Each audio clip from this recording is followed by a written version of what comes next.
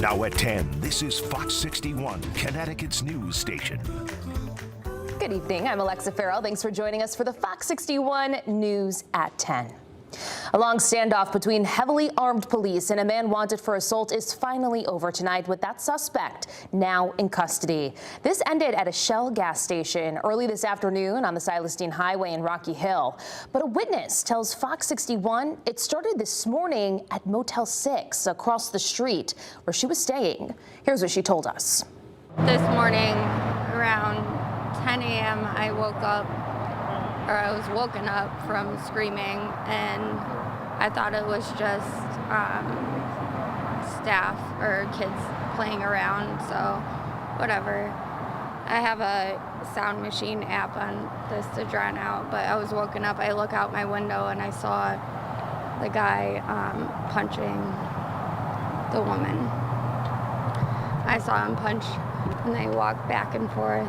Or he punched her, walked back to the room, then she's yelling. He walked around again and punched her again, and then I can't see from that farther, but when they walked back, I could tell her hair was all messed up, so he must have. And yeah, the third time, I thought I saw something in his hands. It must have been a knife, which I'm hearing from around.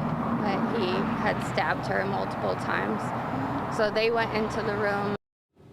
Katie Ayers says she didn't want to get involved, so she made a choice not to call police. Here's what she said next. Then I heard, yeah, he had a knife. And then I didn't hear anything. I saw the cops come. Then they had a canine. I went outside to get ice, and I saw her in a stretcher, so thank God she went to the hospital. So she's in good hands, and then this has all been going on. I heard he fled to the gas station and climbed up everywhere. Ayers said she left the motel to watch the standoff unfold at the Shell gas station across the Southington Highway. That's crazy that because there's the SWAT team and the cops here, and I know he was hiding. Everyone's like, oh, he's probably not here, he's probably not here. But I just don't understand why they were afraid of him. All Wethersfield police all they'll tell us is that they were investigating an incident at that gas station, and officers from Rocky Hill, Enfield, Glastonbury, and the Capital Region Emergency Services team provided backup. Police say they arrested Louise Larone on an assault charge, but it's not clear tonight if he faces any other charges related to that standoff. We'll keep you updated as we learn more. Also new tonight, a driver in Southington drove into a nail salon, causing damage and sending at least 2 people inside to the hospital. And it was all caught on camera. Just a little while ago, the salon shared this surveillance video of the crash with Fox 61. This is the Sisters Nail Salon, and you saw that crash right there. It's on West Street. Now you can see the sedan crash right into the storefront. Take a look at the scene after the crash. You can see from this video almost the entire storefront is smashed in. There's shattered glass everywhere. Now, fortunately, Southington police say the 2 people hurt suffered only minor injuries. No word yet on what charges that driver may face. We hope you enjoyed this beautiful weather today. It was truly gorgeous out there. We actually saw some folks taking advantage of the unusually warm temperatures this evening in Glastonbury. This was just before sunset, and if you're among those who prefer the warmer weather due to the, sunshine being out rather than sweater weather, well, we have some good news for you. Sam Perry joins us now with a look at the forecast. And Sam, is it going to be even warmer tomorrow than today?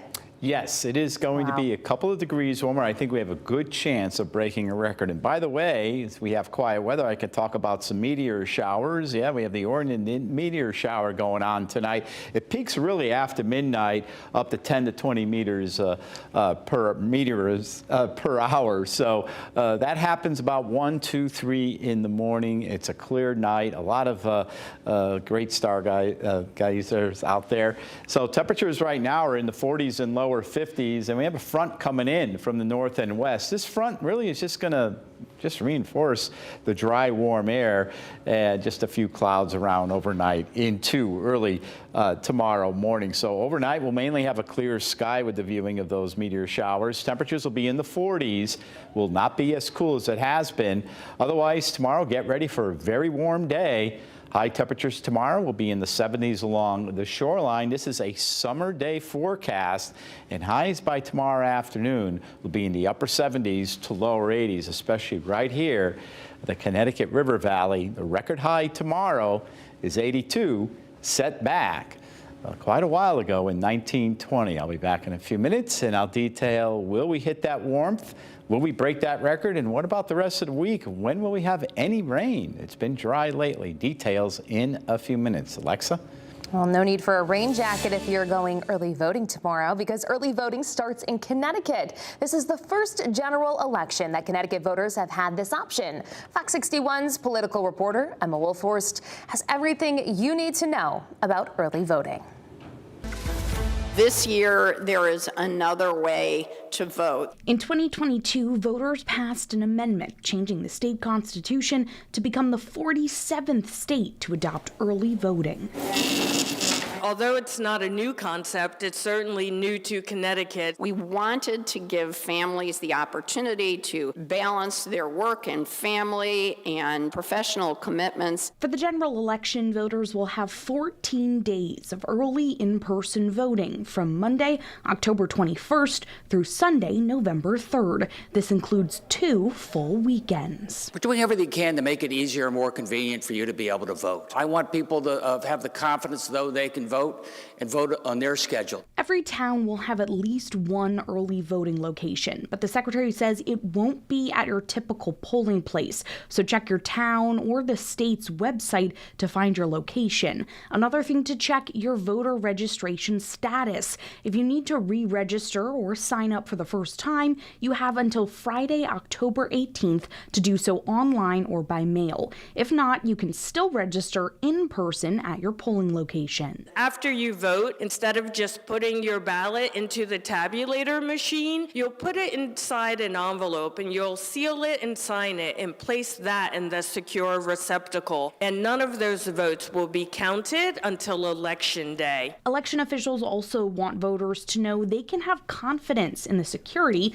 of Connecticut's elections. Connecticut, of course, has always had a paper trail in the form of a paper ballot. We run our elections at the municipal level, not the county level. In some jurisdictions, people are transporting ballots to a central county location. But here in Connecticut, we're doing all of that counting, recounts, and so on in the local municipality. All right, Emma, thank you. Just 16 days until the official election, and the candidates for the White House are turning up the heat on the campaign trail, quite literally, in the case of former President Donald Trump. He spent part of Sunday serving up some fast food at a Pennsylvania McDonald's, apparently to attack his opponent, Vice President Kamala Harris. He claims she lied about working at a McDonald's when she was in college. But so far, he's not provided any evidence or proof. Meanwhile, Harris marked her 60th birthday today at a church in Georgia. Mark Meredith has the latest. Vice President Harris spent Sunday campaigning in battleground Georgia, visiting a church in the Atlanta suburbs and striking a somber tone with the congregation. What we do see are some who try to deepen division among us, spread hate, sow fear, and cause chaos. The true measure of the strength of a leader is based on who you lift up. Harris is also relying on celebrities to generate some buzz on the trail on Saturday, enlisting help from music artist Lizzo in Detroit and Usher in Atlanta. It doesn't matter where you're from. She has a vision for our country that includes everyone. In Pennsylvania, Trump supporter and billionaire businessman Elon Musk is generating both curiosity and concern by vowing to give away $1 million to a registered voter in the state, chosen at random for those who sign a petition by Musk's pro-Trump PAC. The state's governor says it may not be legal. I think there are real questions with how he is spending money in this race, how the dark money is flowing. Former President Trump spent his Sunday showing off his culinary skills. Trump working a fry cooker and serving customers at a McDonald's near Philadelphia. Grab one while it's really hot. See if you can touch that sucker. I don't think so. It was a direct attack against Vice President Harris, who repeatedly talks about her time working for McDonald's in the 1980s, and it's a claim Trump openly doubts. She talked about the heat. It was so tough. She never worked at McDonald's. It's going to be a busy week for both of the candidates as they head out on the campaign trail, visiting multiple battleground states. Former President Trump has stops planned down south in Georgia and North Carolina. The vice president returns to Pennsylvania on Monday. In Lancaster, Pennsylvania, Mark Meredith, Fox 61, Connecticut's news station. Well, Harris's running mate, Minnesota Governor Tim Walz, made a campaign stop in our state today. Walz flew into Westchester County Airport in New York, then attended a private fundraiser in Greenwich on behalf of the Harris Victory Fund. Among those on the guest list, high-ranking Connecticut Democrats, including the governor and members of the congressional caucus.